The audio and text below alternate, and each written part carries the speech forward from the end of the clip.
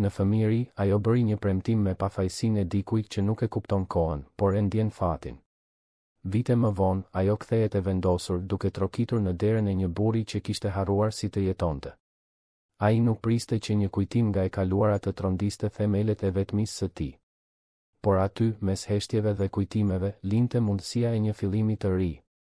Nëse kjo histori ju interesoj, mos harroni të abonoheni në kanalin ton dhe na tregoni nga cila qytet po shikoni, duke vazhduar. Ka histori që nisin me një përshpërim të fatit, aq të lehtë sa shumica e njerëzve as nuk e vënë re. Të tjera vinë me bujë, duke ndryshuar gjithçka në një çast të vetëm. Por historia e Besës dhe Mikelit nisi në një mënyrë tjetër, pothuajse e pabesueshme, me një premtim të bërë nga një fëmijë vetëm 10 vjeç, në një pasdite të nxehtë dhjetori, në qytetin e Shkodrës, në veri të Shqipërisë. Atë ditë, Besa e vogël ishte zbathur në oborrin e shtëpisë së thjeshtë ku jetonte me prindërit, me një fustan të vogël pambuku i zbardhur dhe flokët gështenjë të lidhur në 2 gërsheta që lëkundeshin ndërsa ajo vraponte pas pulave. E ëma, zonja Luljeta, lante rroba në gojovatën e betonit dhe i ati, zoti Jakub, rregullonte gardhin prej druri që ndante truallin nga rruga e pasfaltuar. Ishte një jetë e thjeshtë, por plot dinjitet dhe punë të ndershme. Pikërisht atëherë makina e zezë ndaloi para shtëpisë. Një automobil me shkëlqim nga ata që shieshin vetëm nëpër revista, duke ngritur pluhur në rrugën e pluhurosur. Nga brenda doli një burr i gjatë, me një kostum pa asnjë rrudh pavarësisht vapës, flokë të zi të krejur prapa dhe një pamje sikur mbante botën mbi supe, por me elegancë. Mikel Enrik Gjoni ishte vetëm 32 vjeç, por tashmë ishte pronari një prej kompanive më të mëdha teknologjike në veri të Shqipërisë, një perandori e ndërtuar me duart e veta, me djers dhe net pa gjumë. Ai kishte ardhur sepse zoti Jakub ishte rekomanduar për të bërë një punë zdrugtarie në selinë e re të kompanisë dhe Mikelit i pëlqente të njihte personalisht të gjithë ata që punonin për të. Ishte një njeri me parime, pavarësisht pasurisë. Ndërsa bisedonte me baban e Besës për drurët, finiturën dhe afatet, ndiu një tërheqje në mëngën e xhaketës. Kur uli shikimin, hasi sytë më të vendosur që kishte parë ndonjëherë në jetë. Sy gështenjë, të qelët që shkëlqenin si mjalti në diell. Vajza e shikonte pa frikë, pa turp, me një seriozitet që dukej se i përkiste dikujt shumë më të rritur. Ti e pronari i kompanisë së madhe, e pyeti ajo, nuk ishte një pyetje e vërtetë, ishte një konfirmim. Mikel buzëqeshi, duke e gjetur zbavitse shkaftësinë e fëmijës. Po, unë jam, zonjush. Dhe ti je bia e Jakubit. Besa, u përgjigj ajo, duke lëshuar mëngën e tij dhe duke kryqëzuar krahët e saj të hollë. Emri im është Besa Krasniqi Shala, dhe unë do të martohem me ty kur të rritem. Heshtja që pasoi ishte e sikletshme. Zonja Luljeta lëshoi rrobat e lagura në tokë, zoti Jakub u skuq dhe filloi të belbëzonte justifikime, por Mikel vetëm qeshi, një e qeshur e sinqert që bëri jehon nëpër obor. Vajza nuk u trondi. Qëndroi e palëkundur, sikur sapo kishte njoftuar se dielli do të lindte të nesërmen. Vërtet, zonjush, dhe Mikel u përkul për të qenë në nivelin e saj. Dhe pse dëshiron të martohesh me mua? Sepse ti je i mirë, u përgjigj Besa me një thjeshtësi çarmatose. Pash si fole me baban tim. Me respekt. Jo të gjithë flasin kështu me ata që nuk kanë para. Prandaj e di që ti je i mirë. Dhe kur të rritem, do të kthehem këtu dhe do të martohem me ty është një premtim.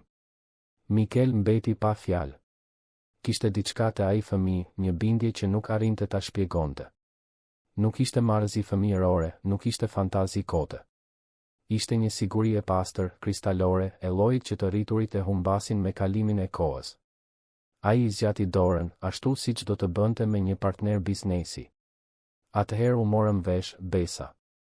Kur të rritesh, nëse ende dëshiron, eja më kërko. Unë do ta kujtoj këtë premtim. Dhe ata shtrënguan duart. Një marrëveshje e vulosur mes një biznesmeni milioner dhe një vajze zbathur, e dëshmuar vetëm nga dielli i nxehtë i dhjetorit dhe prindërit e vdekur nga turpi. Zonja Luljeta kaloi javë të tëra duke kërkuar falje sa herë që takonte ndonjë të njohur, por Mikel nuk e harroi kurrë.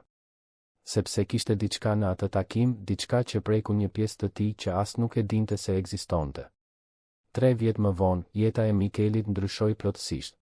Ai ishte martuar me Helenën, një grua elegante që e kishte njohur në një event biznesi në Tiranë, arkitekte me famë, inteligjente dhe plot ëndra.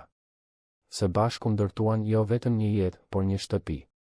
Vila që Mikel bleu në zonën rezidenciale të Shkodrës u rinovua nga Helena, çdo dhomë e planifikuar me dashuri, çdo detaj i menduar për të qenë një fole e ngrohtë. Kur Helena zbuloi se priste një fëmijë, gëzimi ishte i papërshkrueshëm. Mikel, që gjithmonë kishte qenë serioz dhe i përqendruar në biznes, u transformua. Bleu rroba të vogla, montoi dhomën e fëmijës me duart e veta, pikturoi re në tavan. Flisja me barkun e Helenës çdo natë, duke i treguar histori për të ardhmen, për vendet që do të vizitonin së bashku, për mënyrën se si do t'i mësonte të birit të ecte, të lexonte, të ëndërronte. Por fati, i pamëshirshëm dhe mizor, kishte plane të tjera. Në muajin e 8 të shtatzënisë, Helena filloi të ndiej keq. Ajo që dukej si një lodhje e thjeshtë e shtatzënisë u zbulua të ishte diçka shumë më serioze. Komplikimet u shfaqen shumë shpejt, shumë të dhunshme. Mjekët bën gjithçka që mundën, por jo gjithmonë më e mira është e mjaftueshme. Në një natë të ftohtë qershori, Mikel humbi gjithçka. Helena u largua pa u përshëndetur, duke marrë me vete djalin që kur nuk arriti ta njihte botën. Nuk pati kohë për fjalët e fundit, nuk pati kohë për përqafime lamtumire. Vetëm një heshtje e papritur, shkatëruese, që gëlltiti gjithë dritën që ekzistonte në jetën e Mikelit. Vila që ishte plot jetë u shndërrua në një mauzole. Mikel mbylli dhomën e fëmijës dhe nuk e hapi më kurrë. Mbuloi pasqyrat, mbylli perdet, largoi pothuajse të gjithë punonisit. Mbajti vetëm zonjën Irena, kuzhinjeren që punonte me të që në fillim, dhe zotin Albert, administratorin besnik që kujdesej për bizneset kur Mikel nuk kishte forcë të dilte nga shtrati. Për muaj të tërë, ai ishte vetëm një fantazm që ecte nëpër korridoret e zbrazta. Vazhdoi të punonte sepse duhej, sepse kompania varej prej tij, por ishte sikur një pjesë thelbësore i ishte shkulur. Nga gjoksi. Mbledhjet ishin mekanike, vendimet merreshin pa emocion. Ai funksiononte, por nuk jetonte. Dhe atëherë Mikel bëri një betim. Një zotim i heshtur, i shqiptuar vetëm në zbrazëtinë e zemrës së tij. Nuk do të dashuronte më kurrë. Nuk do t'i hapej më kurrë dikuj. Nuk do të rrezikonte më kurrë të ndjente atë dhimbje përsëri. Ishte më mirë të ishte një guask e zbrazët se sa të rrezikonte të shkatërrohej sërish. Vitet kaluan. Kompania u rrit, u bë edhe më e madhe, më e fuqishme. Mikel fitoi respekt në botën e biznesit, duke mbyllur kontrata të rëndësishme, duke u zgjeruar në qytete të tjera. Por personalisht, ai mbeti i ngrirë në atë natë qershori, i bllokuar në një dimër të përjetshëm të shpirtit. Ndërkohë, larg prej andej, Besa rritej. Ndodhi që zoti Jakub, me paratë që fitoi duke punuar për Mikelin dhe me klientë të tjerë që u shfaqen më pas, arriti të përmirësonte jetën. Familja u zhvendos në një shtëpi më të mirë, në një lagje më të rregull. Besa hyri në një shkollë të mirë, pastaj në një tjetër edhe më të mirë. Zonja Lulieta, gjithmonë ëndërrimtare, u kujdes që e bija të mësonte piano, frëngjisht, mirësjellje. Me kalimin e kohës, zoti Jakub hapi zdrugtarinë e tij, e cila lulëzoi. Nuk u bën të pasur, por arritën një pozitë të rehatshme në shoqëri. Besa u shndërrua në një të re të edukuar, të rafinuar, të bukur. Por ajo që bënte më shumë përshtypje tek ajo nuk ishte bukuria, as inteligjenca. Ishte e njëjta bindje e asaj pasditeje dhjetori, që vazhdonte të digjej brenda saj si një flak që refuzonte të shuej. Gjatë gjithë atyre viteve, Besa nuk e harroi kurrë premtimin. E ruajti si një thesar të fshetë, diçka që as shoqet e saj më të mira nuk e dinin. Kur ishte 15 vjeç dhe shoqet pshertinin për këngëtar të famshëm, ajo mendonte për Mikelin. Në moshën 17 vjeç, kur filloi të merrte ftesa për festa dhe djem të interesuar përpiqeshin ta pushtonin, ajo refuzonte me mirësjellje, por me vendosmëri. Zonja Lulieta filloi të shqetësohej. Besa, bija ime, duhet të jetosh, i thoshte ajo, duke i krejur flokët e gjatë gështenjë. Kaq shumë djem të mirë, nga familje të mira, të interesuar për ty, djali i avokatit, nipi i mjekut, ai djali që studion inxhinieri. Pse nuk i jep një shans? Besa vetëm buzëqeshte dhe e shmangte bisedën. Si t'i shpjegonte së ëmës se zemra e saj tashmë kishte një pronar, edhe pse ai pronar nuk e dinte, edhe pse kishin kaluar vite. Nuk ishte kokfortësi fëmijërore. Ishte një siguri e thellë, e llojit që nuk shpjegohet, vetëm ndjehet. Në moshën 19 vjeç, erdhi një propozim veçanërisht i mirë. Një biznesmen i ri nga Tirana, biri një familjeje tradicionale, i mirë edukuar dhe i suksesshëm, kërkoi dorën e Besës për martesë. Zoti Jakub ishte i gëzuar. Ishte gjithçka që një baba mund të dëshironte për të bijën. Siguri, respekt, një ardhme premtuese. Por Besa refuzoi. Grindja që pasoi ishte më e keqja që familja kishte përjetuar ndonjëherë. Zoti Jakub nuk e kuptonte. Zonja Luljeta qau. Do të mbetesh vetëm, bërtiti ati, i kuq nga zemërimi dhe shqetësimi. Do ta lësh jetën të kaloj dhe një ditë do të pendohesh. Asnjë burr nuk do të presë për ty për gjithmonë. Por unë nuk po i kërkoj askujt të presë për mua, u përgjigj Besa me atë qetësi çarmatose. Jam unë ajo që po pres. Ponderoj një premtim që kam bërë. Dhe kur të vijë momenti i duhur, unë do ta përmbush. Ti ende po mendon për atë marrëzi fëmijërore, zonja Luljeta vuri duart në fytyrë, e pabesueshme. Besa, ajo ishte një shaka. Ti ishe 10 vjeç. Mikel Gjoni ndoshta as nuk e mban mend. Dhe edhe nëse e mban mend, nuk e mori seriozisht. E mori, këmbënguli Besa. Ai më shtrëngoi dorën. Ai premtoi se do ta mbante mend. Dhe unë e di që e mbajti mend. Koha kalonte. Besa mbushi 20 vjeç, pastaj 21. U diplomua për letërsi, filloi të jepte mësime private të gjuhës shqipe dhe letërsisë. Ishte bërë një grua e qetë, e pjekur për moshën e saj, me atë shkëlqim në sy që e mbajnë vetëm ata që kanë një qëllim të vërtetë. Por prindërit vazhdonin të ishin të shqetësuar dhe shoqëria filloi të pëshpëriste. Një vajzë e bukur, e edukuar, nga një familje e mirë, pa asnjë pretendent.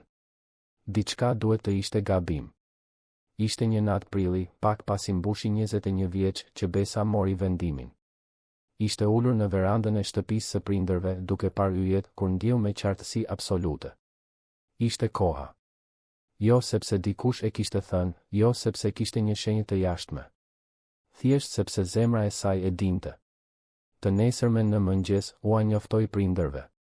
Do të shkoj në Shkodër. Do të kërkoj Mikelin. Do të përmbush premtimin tim. Skandali ishte i madh. Zonja Luljeta ju lut të mos shkonte, zoti Jakub e kërcënoi se do ta linte pa trashëgimi, u thirrën të afërmit për ta bërë vajzën të ndryshonte mendje. Do të turpërohesh, argumentonin ata. Ai ndoshta as nuk të mban mend. Dhe nëse të mban mend, do të të qesh në fytyrë. Do të hedhësh poshtë reputacionin tënd, dinjitetin tënd. Por Besa mbeti e palëkundur. Dinjiteti im qëndron pikërisht në nderimin e fjalës sime, u përgjigj ajo. Kam bërë një premtim kur isha 10 vjeç dhe do ta përmbush. Nëse ai më refuzon, do të kthehem me kokën lart, sepse të paktën provova. Por nuk do ta jetoj pjesën tjetër të jetës duke pyetur veten se çfarë do të kishte ndodhur nëse do të kisha pasur guxim. Përgatiti 2 valixhe të thjeshta. Rroba diskrete, disa libra, paratë e pakta që kishte kursyer nga mësimet private. Nuk donte asgjë nga prindërit, nuk donte që ata të mendonin se kishte interes material. Ishte një çështje zemre, jo llogarie bankare. Në mëngjesin e nisjes, zoti Jakub nuk deshi të përshëndetej. Mbeti i mbyllur në zyrë, tepër krenar për të pranuar se po qante. Zonja Luljeta e përqafoi të bien fort, duke i lagur supin me lodh. Nëse nuk shkon mirë, ti gjithmonë do të kesh një shtëpi këtu, i pëshpëriti. Por të lutem, bia ime, mbroje zemrën tënde. Besa mori autobusin për në Shkodër e vetme. Gjatë gjithë udhëtimit, ndjente zemrën t'i rrite fort, jo nga frika, por nga pritshmëria. 11 vjet kishin kaluar që nga ajo pasdite dhjetori. Ajo ishte një person tjetër tani, jo më vajza zbathur me fustan pambuku. Por premtimi vazhdonte të ishte i gjallë, pulsues, i paprekur. Kur arriti në qytet, mori me qira një dhomë të vogël në një konvikt në qendër. Kaloi 2 ditë vetëm duke mbledhur guxim dhe informacion. Zbuloi se kompania e Mikelit ishte rritur në mënyrë eksponenciale, se ai ishte i respektuar dhe i frikshëm në botën e biznesit, se jetonte i izoluar në një vilë të largët, se rrallë shihej në evente shoqërore. Zbuloi gjithashtu, përmes thashethemeve të fqinjeve dhe lajmeve të vjetra, për tragjedinë që kishte përjetuar.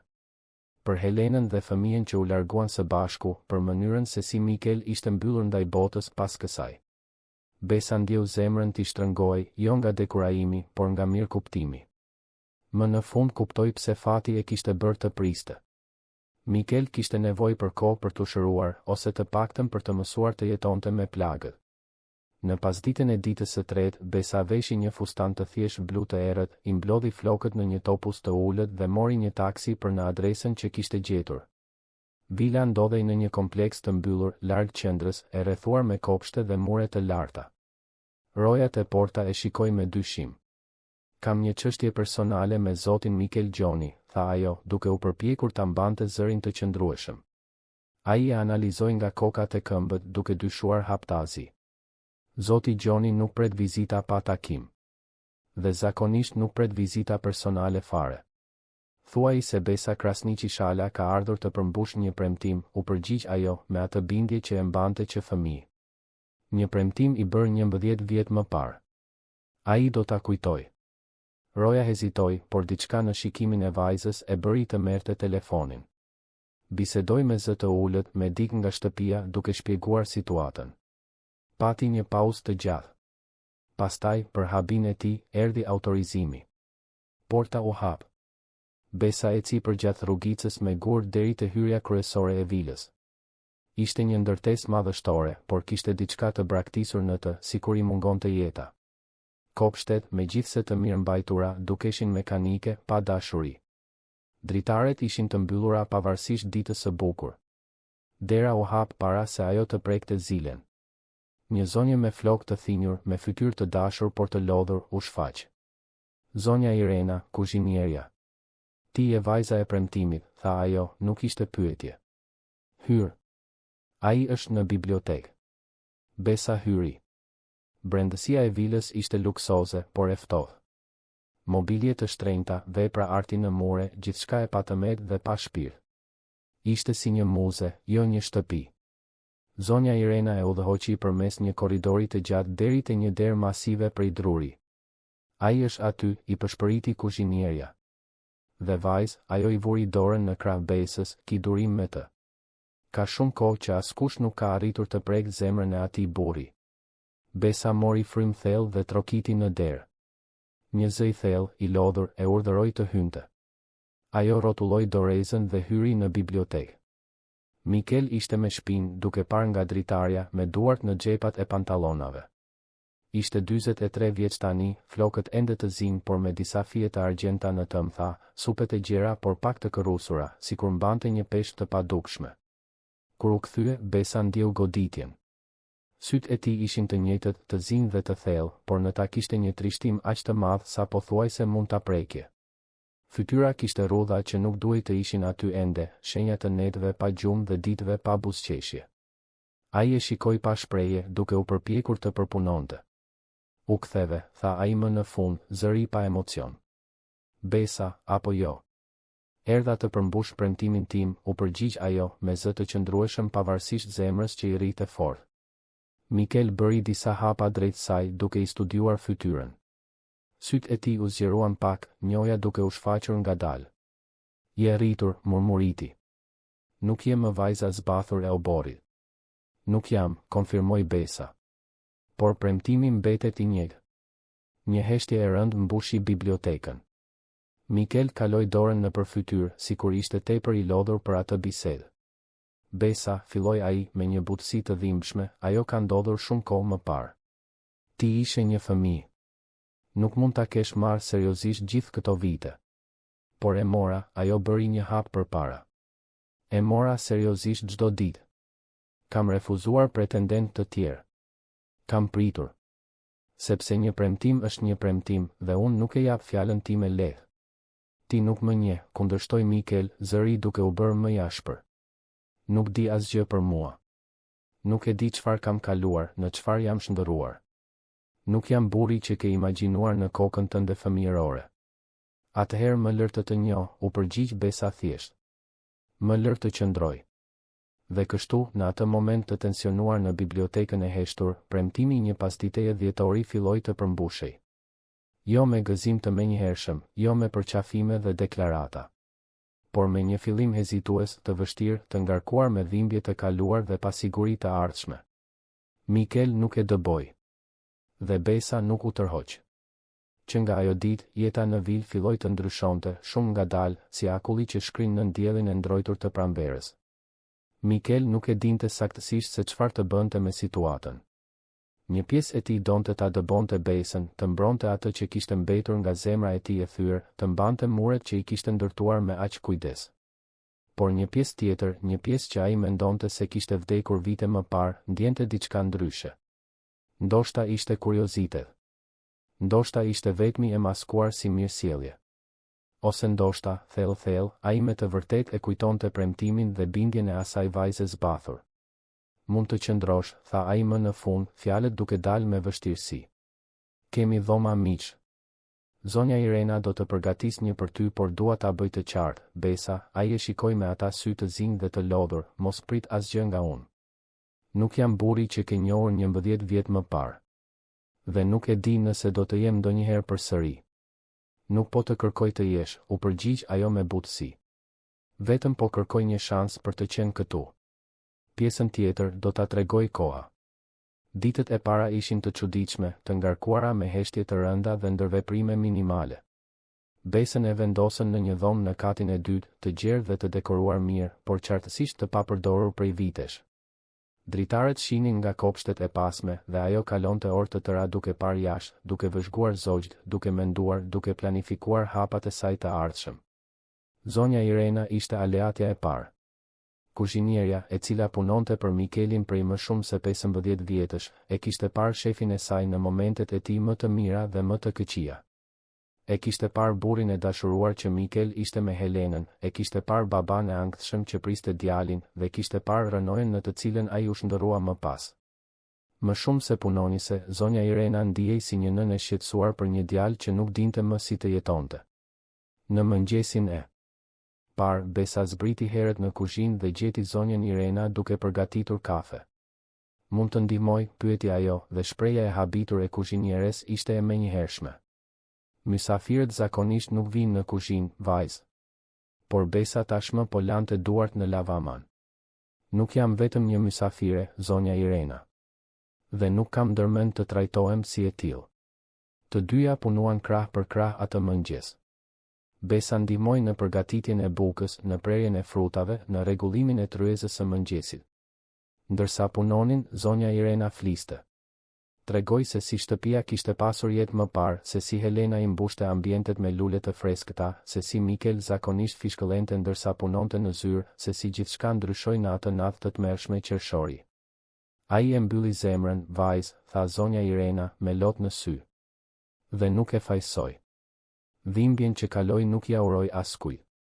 Por kanë kaluar kaq shumë vite dhe ai vazhdon të jetojë si fantazmë. Kompania funksionon, parat hyjnë, por ai nuk jeton. Vetëm ekziston. Besa dëgjonte me vëmendje, duke përthithur çdo informacion, çdo detaj. Nuk bënte pyetje ndërhyrëse, vetëm tregonte interes të sinqertë. Zonja Irena kuptoi se nuk kishte falsitet te ajo vajzë. Nuk ishte interes përpara apo status. Kishte diçka të pastër aty, diçka të rrallë. Mikel u shfaq për mëngjes në orën 8 fiks, si gjithmonë.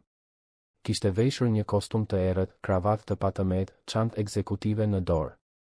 Ishte gati për një ditë tjetër pune mekanike. Por kur hyri në dhomën e ngrënies, ndaloi. Tryeza ishte ndryshe. Kishte lule të freskëta në qendër, aroma e bukës së ngrohtë vinte nga kuzhina, dhe Besa ishte aty, duke shërbyer lëng portokalli të freskët në gota kristali. Mirëmëngjes, tha ajo me thjeshtësi, pa afektim. Unë dhe zonja Irena përgatitëm mëngjesin. Shpresoj të pëlqej. Mikel qëndroi aty për një moment, sikur ishte transportuar në një kohë tjetër. Por kujtimi solli dhimbje dhe ai shpejt rivendosi maskën e ftohtë. Nuk kishte nevojë të shqetësoheshe, tha ai, duke u ulur pa e parë. Zakonisht pi vetëm kafe. Por me që është gati, u përgjigj Besa, duke i shërbyer një pjatë, do të ishte shpërdorim të mos e provoje. Ajo fliste me lehtësi, pa bërë presion, por edhe pa u tërhequr. Mikel hëngri në heshtje. Buka ishte e shijshme, frutat të freskëta, kafja në pikën e duhur. Ai nuk tha asgjë, vetëm mbaroi shpejt dhe doli për në punë. Por zonja Irena, duke vëzhguar nga dera e kuzhinës, pa diçka që nuk e shite prej vitesh. Mikel kishte ngrënë gjithçka nga pjata. Zakonisht linte gjysmën. Ditët filluan të ndiqnin një rutinë. Besa zgjoi herët, ndihmonte zonjën Irena në kuzhinë, kujdesej për lulet e kopshtit që ishin të braktisura, lexonte në bibliotekë ndërsa Mikel ishte në punë. Kur ai kthehej në mbrëmje, ajo ishte aty, ndonjëherë duke lexuar, ndonjëherë duke i rënë pianos në dhomën e muzikës që askush nuk e përdorte prej vitesh. Mikel përpiqej ta injoronte. E përshëndeste me një mirësjellje të ftohtë, darkonte në heshtje, tërhiqej në zyrë. Por ishte e pamundur të mos vëreje ndryshimet. Shtëpia filloi të kishte erë gatimi shtëpie përsëri, dritaret hapeshin gjatë ditës duke lënë të hynte dritë dhe ajër i freskët, kishte muzikë që bënte jehon nëpër korridore. Zoti Albert, administratori, gjithashtu e vuri re. Ishte një burr 50 vjeç, besnik i Mikelit që në fillimet e kompanisë dhe u bë dyshues kur mësoi për praninë e besës. Një vajzë e panjohur që jetonte në vilën e shefit, kjo do të shkaktonte thashë theme. Ai e vëzhgonte me kujdes duke kërkuar shenja interesi material, manipulimi. Por ajo që shite e linte të hutuar. Besa nuk kërkonte asgjë. Nuk vishte rroba të shtrenjta, nuk tregonte interes për bishuterit apo veprat e artit të shtëpisë, nuk bënte kërkesa. Kalonte ditët duke u kujdesur për shtëpinë dhe kopshtet sikur të ishte pronarja e natyrshme e vendit, por pa arrogancë. I trajtonte punonisit me respekt të sinqert, u mbante mend emrat të gjithëve, pyeste për familjet e tyre. Ishte një pasdite e enjte që zoti Albert më në fund bisedoi me të. E gjeti Besën në kopsht, në gjunjë në tokë, duke rimbjell trëndafila që po vdisnin. Duart e saj ishin të pista me dhe fustani i thjesht i njollosur, por ajo buzëqeshte ndërsa punonte. Zonja Besa, e thiri ai, formalisht. Mund të bisedojmë. Ajo u ngrit duke fshirë duart në përparse. Sigurisht, zoti Albert. Ka ndodhur diçka. Burri shkoi drejtë në temë, siç ishte mënyra e tij. Më falni për sinqeritetin, por duhet të kuptoj. Çfarë doni nga zoti Mikel? Ai ka vuajtur mjaft. Nuk do të lejoj që dikush të përfitoj prej tij. Besa nuk u ofendua. Përkundrazi, e vlerësoi besnikërinë. E kuptoj shqetësimin tuaj, zoti Albert, dhe e respektoj shumë këtë. Tregon sa shumë kujdeseni për të. Ajo bëri një pauzë, duke zgjedhur fjalët me kujdes. Nuk dua para prej tij. Nuk dua status apo dhurata. Kam ardhur të përmbush një premtim që kam bërë kur isha 10 vjeç. Mund të duket çmenduri për shumë, dhe ndoshta edhe është. Por është e vërteta ime. Ajo tregoi për atë pasdite dhjetori, për premtimin, për vitet e pritjes dhe sigurisë. Zoti Albert dëgjoi gjithçka, ende dyshues, por duke filluar të ndjente se ndoshta, vetëm ndoshta, ajo vajzë ishte e sinqertë. Dhe nëse ai nuk përgjigjet, pyeti administratori. Nëse ai nuk e hap zemrën përsëri. Atëherë do të kthehem në shtëpi duke e ditur se provova, u përgjigj Besa. Por nuk do të heq dorë për sa kohë të ketë një shkëndijë shprese. Ai është gjallë, zoti Albert. Dhe për sa kohë ka jetë, ka mundësi për një fillim të ri. Javët kalonin. Prania e Besës në vil filloi të gjeneronte kuriozitet në shoqërinë shkodrane. Shoferi i komentoi gruas, e cila i komentoi shoqeve në parukeri, të cilat u komentuan njerëzve të tjerë. Së shpejti, thashë themet u përhapën. Kush ishte ajo vajzë që jetonte në shtëpinë e Mikel Gjonit? Një e afërme e largët. Një punonjëse e re. Një interesatgjie pas pasurisë së biznesmenit të vetmuar. Thashë themet arritën në veshët e ortakëve të Mikelit, të biznesmenëve konkurrent, të shoqërisë së lartë lokale. Disa u skandalizuan, të tjerë u intriguan. Filluan telefonatat indiskrete, ftesat për evente shoqërore të bëra qartësisht për të vëzhguar situatën nga afër, komentet dashakeqe të maskuara si shqetësim. Ishte kur Besa duhej të shkonte në qendër të qytetit për të blerë disa gjëra për shtëpinë që ndjell në lëkur peshën e gjykimeve. Në dyqanin e pëlhurave, shitëset pëshpëritnin dhe hidhnin vështrime mos aprovimi. Në treg, zonja të shoqërisë së lartë e shikonin me kuriozitet të fshehur keq. Njëra prej tyre, veçanërisht e guximshme, ju afrua. Ti e vajza që po jeton në shtëpinë e Mikel Gjonit, apo jo, pyeti ajo, toni i ngarkuar me insinuata. Besa ruajti qetësinë dhe u përgjigj me mirësjellje. Jam mysafire e zotit Mikel, po zonje. Gruaja qeshi me ligësi. Mysafire. Sa e përshtatshme. Një vajzë e re, e bukur, vetëm në shtëpinë e një burri të pasur dhe të vetmuar. Të gjithë po komentojnë, e dashur. Duhet të kesh më shumë kujdes për reputacionin tënd. Besa ndiu gjakun t'i vlonte, por mori frym thellë. Reputacioni im bazohet në karakterin tim, zonjë, u përgjigj me vendosmëri por pa vrazhdësi. Dhe karakteri im më mëson të mos gjykoj situata që nuk i njoh plotësisht. Jam e sigurt që edhe juve ju kanë mësuar kështu. Doli nga dyqani me kokën lart, por me zemrën të shtrënguar. E dinte se do të përballej me gjykime, por mizoria e fjalëve ende dhemte. Kur u kthye në vil, gjeti Mikelin në zyrë. Ai e thiri para se ajo të ngjitej në dhomë. I dëgjova thashe themet, tha ai, pa u anuar. Për faktin që ti je këtu. Njerëzit po flasin. Ai e studioi me ata sy të zinj. Të shqetëson kjo? Pak, pranoi Besa sinqerisht. Por e dija se do ta përballoja. Fjalët nuk do të më bëjnë të heq dorë. Mikel heshti për një moment, pastaj pshertiu. Je kokfort. Gjithmonë ke qenë, edhe si fëmijë. E vendosur, e korrigjoi ajo me një buzëqeshje të vogël. Nuk është kokfortësi kur ke siguri. Atë natë, për herë të parë, Mikel nuk darkoi vetëm në zyrën e tij. Zbriti në dhomën e ngrënies ku Besa dhe zonja Irena kishin përgatitur një vakt të plotë. U ul në tryez dhe të dy hëngrën në heshtje, por ishte një heshtje ndryshe. Më pak e rënd, më shumë soditse. Pas darkës, Besa shkoi në dhomën e muzikës dhe filloi t'i binte pianos. Një melodi e butë, melankolike, që bënte jehon nëpër shtëpi. Mikel ishte në zyrë duke u përpjekur të punonte, por nuk arrinte të përqendrohej. Muzika e thërriste, i sillte kujtime që i kishte mbyllur, emocione që i kishte varrosur. Para se ta kuptonte, ishte në këmbë të dera e dhomës së muzikës, duke vëzhguar Besën duke luajtur. Ajo kishte syt mbyllur, plotësisht e zhytur në melodi, gishtat duke kërcyer mbi tastet me delikatesë. Kur mbaroi, hapi syt dhe e gjeti aty. I bie mirë, tha ai, fjalët e para vërtet të sjellshme që kur kishte ardhur ajo. Ku ke mësuar? Nëna ime u kujdes që të merrja mësime, u përgjigj Besa. Thoshte se muzika ushqen shpirtin. Mendoj se kishte të drejtë. Edhe Helena i binte, tha Mikel para se të arrinte të përmbahej. Fraza doli e ngarkuar me dhimbje dhe ai menjëherë u pendua që e përmendi. Por Besa nuk e shmangu vështrimin, nuk tregoi siklet. Zonja Irena më ka treguar pak për të. Dukej se ishte një person i mrekullueshëm. Ishte, konfirmoi Mikel, zëri i ulët. Personi më i mirë që kam njohur. Dhe fëmia, pyeti Besa butësisht, duke e ditur se po shkelte në teren delikat, por duke ndjerë se duhej. Si do të quhej? Mikel mbylli syt, dhimbja duke i përshkuar fytyrën si një val. Gabriel. Do të quhej Gabriel. Ai hapi syt përsëri, tani duke shkëlqyer me lot të paderdhur. Por mendoj se është më mirë të mos flasim për këtë. Në rregull, u përgjigj Besa, duke respektuar kufirin e tij. Por dua të dish, Mikel, ajo përdori emrin e tij për herë të parë që kur kishte ardhur, se nuk jam këtu për të fshirë kujtimin e Helenës apo të Gabrielit. Nuk po përpiqem të zëvendësoj askën. Çdo dashuri është unike. Çdo person lë gjurmën e tij.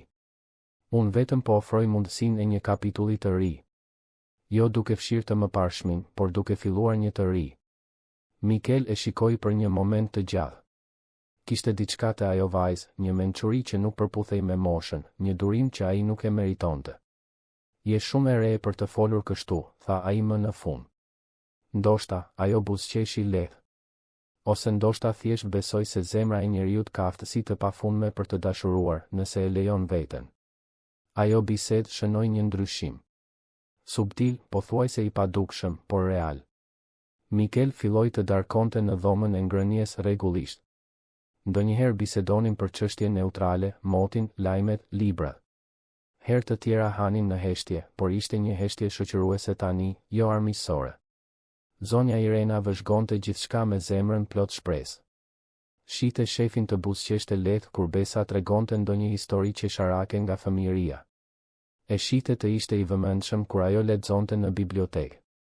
Gjëra të vogla, por domethënëse për dikë që e njihte Mikelin prej kaq shumë kohësh. Ishte një të shtunë me shi që ndodhi diçka e papritur. Besa ishte në bibliotekë, si zakonisht, kur dëgjoi një zhurmë që vinte nga kati i sipërm. Një tingull i mbytur, sikur diçka kishte rënë. Unë gjithë shkallëve e shqetësuar dhe gjeti Mikelin në këmbë para një dere të mbyllur në korridor, e vetmja derë që gjithmonë qëndronte e kyçur. Dhoma e Gabrielit, e kuptoi instinktivisht. Mikel ishte i zbetë, duart i dridheshin lehtë, duke mbajtur një çelës. Unë, filloi ai, zëri duke i dështuar. Nuk mundem. Kam provuar kaq shumë herë, por nuk mund të hyj. Besa ju afrua ngadalë, sikur po merrej me diçka shumë të brishtë. Nuk ke nevojë të hysh tani, tha ajo butësisht. Nuk ke nevojë të hysh kurrë, nëse nuk dëshiron. Nuk ka rregull që thotë se duhet. Mikel e shikoi, syt plot me një ankth të thellë. Por kanë kaluar 7 vjet. 7 vjet dhe unë nuk kam arritur as të hap derën. Çfarë lloj njeriu jam unë? Një njeri që ka dashuruar shumë, u përgjigj Besa, duke i vënë dorën butësisht mbi të tijën. Dhe dashuria e vërtet nuk ka afat përzim, Mikel. Çdo person e jeton dhimbjen në kohën e vet. Ai shikoi dorën e saj mbi të tijën dhe për herë të parë nuk u tërhoq. Qëndruan aty për minuta që u dukën si orë, vetëm së bashku në atë korridor të heshtur, para derës që ruante ëndra kur të realizuara. Më në fund, Mikel pshertiu thellë dhe e ruajti çelësin përsëri. Faleminderit, tha ai, dhe kishte mirënjohje të sinqertë në zërin e tij. Që nuk më gjykon. Që nuk më nxiton. Nuk do ta bëja kurrë, u përgjigj Besa. Ai moment krijoi një urë mes tyre. Një lidhje ende e brishtë, por reale. Mikel filloi të ndante më shumë, gjëra të vogla për ditën e tij, për kompaninë, për shqetësimet. Besa dëgjonte me vëmendje të sinqertë, duke ofruar perspektiva kur ishte e përshtatshme, heshtje respektuese kur ishte e nevojshme. Por jo gjithçka ishte progres i butë. Kishte ditë kur Mikel tërhiqej, duke ngritur mbrojtjet përsëri, duke u kthyer në heshtje dhe ftohtësi. Kishte net kur Besa dëgjonte hapa në korridor, e dinte se ai ishte zgjuar, i përndjekur nga kujtimet. Në një nga këto momente, zbriti në kuzhinë dhe përgatiti çaj kamomili, duke lënë një filxhan të nxehtë jashtë derës së zyrës së tij, pa trokitur, pa pyetur. Vetëm duke e lënë aty, një gjest i heshtur kujdesi. Të nesërmen në mëngjes, gjeti filxhanin e zbrazët të larë dhe të vendosur përsëri në kuzhinë. Asnjë fjalë nuk u tha, por të dy e kuptuan. Ishte një dialog pa fjalë, një gjuhë e tyre që po ndërtonin. Zoti Albert dhe zonja Irena vëzhgonin dinamikën me vëmendje. Administratori, i cili fillimisht dyshonte te Besa, filloi të ndryshonte mendim. Shihte se si ajo nuk kërkonte asgjë, se si respektonte hapësirën e Mikelit, se si shtëpia ishte më e gjallë. Një pasdite, ai e kërkoi Besën në kopsht. Të detyrohem një kërkesë faljeje, tha ai, krenaria e dukshme në përpjekjen për të pranuar. Të gjykova me nxitim. Por tani shoh se qëllimet e tua janë të pastra. Besa buzëqeshi. Nuk ka nevojë të kërkoni falje, zoti Albert. Ju po mbroni dikë që doni. Kjo është e admirueshme. Gjithsesi, këmbënguli ai, dua që ta dish. Do të jem në anën tënde tani. Nëse ke nevojë për diçka, për mbështetje, mund të mbështetesh tek unë. Nëse do të ishit në vendin e Besës, do të kishit qëndruar të palëkundur edhe me të gjitha gjykimet dhe ftohtësinë fillestare, apo do të kishit hequr dorë dhe do të ishit kthyer në shtëpi? Na tregoni në komente. Javët u shndërruan në muaj. Besa mbushi 3 muaj në vilë dhe transformimi ishte i dukshëm. Kopshtet ishin të lulëzuara, shtëpia kishte jetë dhe Mikel, megjithse ende mbante trishtimin në sy, filloi të buzëqeshte her pas here. Buzëqeshje të vogla, diskrete, por reale. Ishte një natë me hënë të plot që ndodhi diçka domethënëse. Besa ishte në verandën e pasme duke parë yjet kur Mikel ju bashkua. Qëndruan krah për krah në heshtje për një kohë, vetëm duke vëzhguar qiellin. Ti me të vërtet prite gjithë këto vite, tha Mikel, nuk ishte pyetje, ishte konstatim. Refuzove pretendent të tjerë. U grind me familjen tënde. Erdhe këtu pa asnjë garanci. Po, konfirmoi Besa thjesht. Pse, ai më në fund bëri pyetjen që e mundonte. Pse unë? Ti mezi më njihje. Unë mund të isha bërë çdo kush. Mund të isha bërë dikush i tmerrshëm. Besa mendoi me kujdes para se të përgjigjej. Sepse atë pasdite dhjetori, unë pash diçka te ti nuk ishin parat apo pozita. Ishte mirësi e sinqertë. Mënyra se si e trajtove baban tim me respekt dhe dinitet. Mënyra se si u përkule për të folur me mua në nivelin tim, pa arrogancë. Këto gjëra nuk ndryshojnë, Mikel. Karakteri thelbësor i një personi nuk ndryshon. Dhe nëse unë kur nuk arritë të jap atë që meriton, ai u kthye për ta parë. Nëse jam tepër i thyer për të dashuruar përsëri. Besa e shikoi drejtë në sy, ata sy ngjyrë mjalti që shkëlqenin në dritën e hënës. Atëherë të paktën do të kemi provuar. Dhe edhe nëse është vetëm kaq, ja vlen. Sepse disa takime janë kaq të rralla, kaq të veçanta, saqë meritojnë të nderohen, pavarësisht rezultatit. Mikel ndjeu diçka të lëvizte brenda tij, diçka që mendonte se kishte vdekur. Ishte e frikshme dhe ngushëlluese në të njëjtën kohë. Ai nuk tha më asgjë atë natë, por kur u kthyen brenda, gishtat e tij prekën të sajet për një sekond të shkurtër. Një prekje minimale, pothuajse e padukshme, por e ngarkuar me kuptim. Vera po i afrohej fundit dhe me të sfida të reja po afroheshin. Por atë natë, në yje, diçka kishte ndryshuar. Premtimi i një vajze 10 vjeçare po bëhej realiteti i dy shpirtrave të rritur, duke lundruar së bashku në ujëra të trazuara drejt një horizonti ende të pasigurt, por më në fund të mundshëm. Vjeshta erdhi në Shkodër duke sjell me vete erëra më të ftohta dhe pasdite të arta. Pemët e kopshtit filluan të ndryshonin ngjyrë, duke krijuar një spektakël tonesh portokalli dhe të kuqëremta që Besa e shijonte çdo mëngjes. Kishin kaluar 4 muaj që ajo ishte në vil, dhe rutina që kishin vendosur filloi të dukej e natyrshme, pothuajse sikur gjithmonë të kishte qenë kështu. Mikel tani punonte më pak orë në zyrën e kompanisë, duke u kthyer në shtëpi më herët disa herë në javë. Nuk e pranonte me zë të lartë, por të gjithë e kuptonin arsyen. Ai donte të ishte aty. Donte darkat ku Besa tregonte histori, donte të dëgjonte pianon natën, donte atë ndjenjë të çuditshme se dikush e priste kur të kthehej në shtëpi. Ishte në një nga këto pasdite që Mikel solli një mysafir të papritur. Roland Tafa, ortaku dhe shoku i tij më i mirë që nga koha e universitetit, u shfaq për darë. Ishte një burr 40 vjeç, me humor dhe i hapur, i martuar me 2 vajza. E njite Mikelin që para Helenës i kishte qëndruar pranë në momentet më të këqija dhe ishte sinqerisht i shqetësuar për mikun e tij. Kur Besa u prezantua, Roland nuk e fsheu habin. Gjatë darkës, ai vëzhgoi çdo ndërveprim, çdo shikim të shkëmbyer, çdo gjestë. Shite se si Mikel, i cili kishte qenë një fantazm për vite me radhë, tregonte vëmendje të vogla. I mbante karrigen Besës për të ulur, i kalonte pjatat para se ajo të kërkonte, e dëgjonte kur ajo fliste me një vëmendje që Roland nuk e shihte prej shumë kohësh. Pas darkës, kur Besa u tërhoq për t'u dhënë privatësi 2 miqve, Roland nuk humbi kohë. Pra, tha ai, duke i shërbyer vetes whisky, do të më tregosh apo do të më duhet ta hamendësoj. Mikel pëshertiu, e dinte se kjo bisedë do të vinte. Është e komplikuar, Roland. E komplikuar si, këmbënguli miku. Një vajzë e bukur, e edukuar, qartësisht e interesuar për ty, që jeton në shtëpinë tënde. Nuk duket aq e komplikuar. Ti nuk e kupton, Mikel kaloi dorën nëpër flok, i frustruar. Ajo bëri një premtim kur ishte 10 vjeç. 10 vjeç, Roland. Dhe erdhi këtu, në moshën 21, për ta përmbushur. Ai i tregoi gjithë historinë, që nga ajo pasdite dhjetori deri në momentin aktual.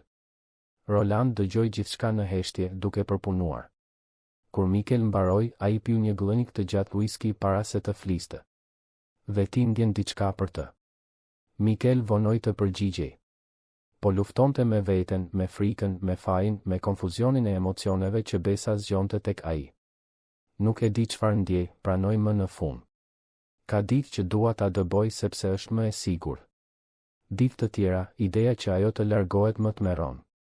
Ndjej sikur po tradhtoj kujtimin e Helenës vetëm duke menduar për këto gjëra. Roland i vuri dorën në shpatull mikut të tij. Mikel, dëgjoj çfarë do të them. E kam njohur Helenën. E doja atë grua sikur të ishte motra ime. Dhe mund të garantoj një gjë, ajo kur, absolutisht kur, nuk do të donte që ti të jetoje kështu, i blokuar në të kaluarën, i vetëm. Vetëm duke ekzistuar. Helena ishte plot jetë. Ajo do të donte që edhe ti të jetoje. Po si, zëri i Mikelit doli i ngarkuar me ankth. Si ta bëj këtë pa ndjerë se po e haroj atë dhe Gabrielin. Nuk i haron, tha Roland me vendosmëri. Dashuria nuk ka sasi të kufizuar, Mikel. Zemra nuk është një llogari bankare ku nëse i jep njërit duhet t'ia heqësh tjetrit. Ti mund të nderosh kujtimin e Helenës dhe prapse prap të lejosh që një person tjetër të hyjë në jetën tënde. Njëra gjë nuk e përjashton tjetrën. Mikel heshti duke lënë fjalët e mikut të tij të depërtonin. Ishte diçka që edhe Besa e kishte thënë në një mënyrë tjetër, por thelbi ishte i njëjtë. Ndoshta, vetëm ndoshta, ata kishin të drejtë. Ndërsa të dy bisedonin në zyrë, Besa ishte në dhomë e shtrirë duke parë tavanin.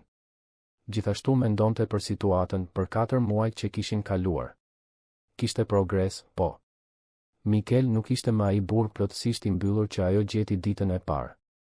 Por ende kishte një distancë, një barierë që ai nuk e lejonte ta kalonte plotësisht. Ajo e dinte se duhej të kishte durim. Kishte ardhur e përgatitur për një udhëtim të gjatë. Por kishte momente dyshimi, lodhjeje, pyetjesh nëse me të vërtet po bënte gjën e duhur. Po sikur të ishte egoiste. Po sikur Mikel të mos arrinte kur ta kapërcente të kaluarën. Po sikur ajo po e pengonte të ecte përpara në një mënyrë tjetër. Këto mendime e mundonin në netët e qeta. Por çdo mëngjes, kur zgjohej dhe shite diellin të linte mbi kopshtet, ndjente të ri për të rijej siguria. Nuk ishte kokfortësi. Ishte diçka më e thellë, një lidhje që nuk arrinte ta shpjegonte me fjalë, vetëm ta ndjente. Ditët në vijim sollën një ndryshim në atmosferën e shtëpisë. Mikel ishte më i pranishëm, më i hapur. Filloi të ndante më shumë për ditën e tij, për sfidat e kompanisë, për vendimet që duhej të merrte. Kërkonte mendimin e Besës për gjëra të parëndësishme dhe ndonjëherë për çështje më serioze. Ajo gjithmonë përgjigjej me sinqeritet dhe ndjeshmëri, kur duke u përpjekur të impononte pikpamjet e saj, vetëm duke ofruar perspektiva të ndryshme. Ishte gjatë një shëtitjeje nëpër kopshte, në një pasdite veçanërisht të bukur, që Mikel filloi të fliste për Helenën spontanisht. Deri atëherë e përmendte gruan e tij vetëm në momente dhimbjeje ose kur e detyronte situata. Por këtë herë ishte ndryshe. Ajo i adhuronte kopshtet, tha ai, duke parë lulet që Besa i kishte kujdesur me aq dashuri. Kalonte orë të tëra këtu, duke planifikuar, duke mbjell. Thoshte se çdo lule kishte një personalitet të vetin. Ai buzëqeshi lehtë, i humbur në kujtim. Mua më dukej qesharake. Grindjej me trendafilat sikur ata të mund të përgjigjeshin. Besa buzëqeshi gjithashtu, duke imagjinuar skenën. Duket se ajo kishte një lidhje të veçantë me natyrën. Kishte, konfirmoi Mikel. Me gjithçka, në fakt me njerëzit, me bimët, me muzikën. Helena kishte këtë aftësi për të gjetur bukuri në çdo gjë. Ai ndaloi se ecuri duke parë Besën. Asaj do t'i kishe pëlqyer, mendoi. Do ta kishte vlerësuar vendosmërinë tënde. Ato fjalë e prekën Besën thellë. Faleminderit, tha ajo butësisht. Kjo do të thotë shumë për mua. Ata vazhduan të ecnin, tani në një heshtje komode. Ishte progres i vogël por domethënës. Mikel po mësonte të fliste për Helenën pa qenë çdo fjalë një thik dhimbjeje. Po fillonte të mund të kujtonte me dashuri në vend të vetëm agonisë. Por jo gjithçka ishin momente të qeta. Presioni i jashtëm po rritej. Prindërit e Besës, pas muajsh heshtjeje, filluan të dërgonin letra të dëshpëruara. Zonja Lulieta i lutej të bijes të kthehej në shtëpi, ta braktiste atë çmenduri. Zoti Jakub, tepër krenar për të kërkuar drejt për drejt, dërgonte mesazhe përmes SMS, duke thënë se ende kishte kohë të kthehej prapa, se shoqëria do të harronte, se do t'i gjente një martesë të mirë. Besa i lexonte letrat me zemrën të shtrënguar. I donte prindërit, i mungonin, por nuk mund të kthehej. Jo ende. Jo kur më në fund po shihte progres real. Shkroi përgjigje të dashura por të vendosura, duke shpjeguar se ishte mirë, se ishte pikërisht aty ku duhej të ishte, se një ditë ata do të kuptonin. Por letra që e tronditi më shumë erdhi nga një kushërire afërt, Mariana, me të cilën ishte rritur së bashku. Kushërira shkruante me shqetësim të sinqert, por edhe me mizori të pavetëdijshme. Tregone se si e gjithë familja po poshtërohej nga thashe themet, se si njerëzit flisnin keq për Besën në festa, se si e quanin interesagjie, gjuetare pasurie. Thoshte se emri i familjes ishte njollosur, se Besa ishte egoiste që nuk mendonte për pasojat e zgjedhjeve të saj për të gjithë.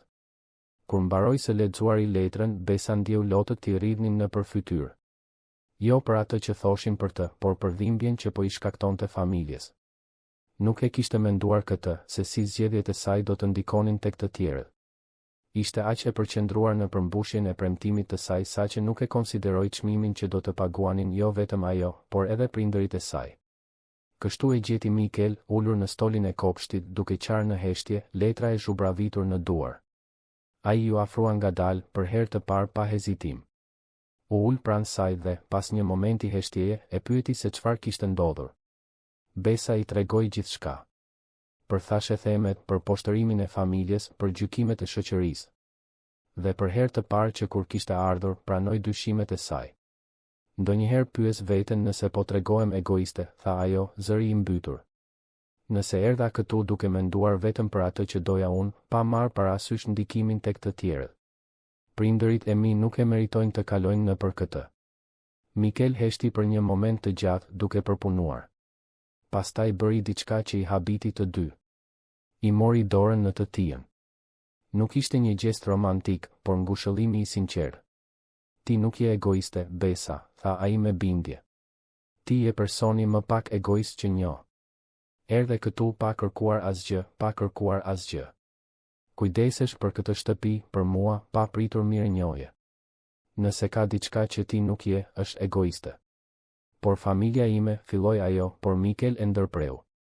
Po vuan sepse shoqëria është mizore dhe gjykuese. Jo për fajin tënd. Ti nuk ke bërë asgjë të gabuar. Ai i shtrëngoi dorën lehtë. Dhe ndoshta është koha që edhe unë të marr përgjegjësinë time. Ti je këtu sepse unë e lejova. Sepse, edhe pse nuk e pranoja, unë doja që ti të qëndroje. Nuk është e drejtë që ti të mbash gjithë peshën vetëm. Besa e shikoi, e habitur. Çfarë po thua? Po them se do të flas me prindërit e tu, u përgjigj Mikel. Do t'ua shpjegoj situatën. Do të marr pjesën time në këtë. Do ta bëj të qartë se ti je këtu në mbrojtjen time, se qëllimet e tua janë të nderuara, se ajo është mysafirja ime e respektuar dhe nuk ka asgjë të papërshtatshme që po ndodh. Do ta bëje këtë, Besa mezi mund të besonte. Do ta bëj, konfirmoi ai.